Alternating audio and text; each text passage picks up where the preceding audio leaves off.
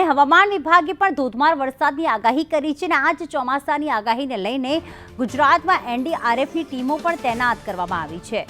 એનડીઆરએફની વધુ 4 ટીમોને તૈનાત કરાઈ છે, જેમાં ગીર સોમનાથ, ભાવનગરમાં એક ટીમને તૈનાત કરવામાં આવી છે, દ્વારકા છે, નર્મદા છે કે જ્યાં પણ એક ટીમને તૈનાત કરવામાં આવી છે, ભુજ, વલસાડ, રાજકોટમાં તો પહેલાથી જ આ ટીમ મૂકી દેવામાં આવી છે। એટલે કે આ એનડીઆરએફની કુલ 7 ટીમો જે છે એ અલગ અલગ જિલ્લાઓમાં તૈનાત છે।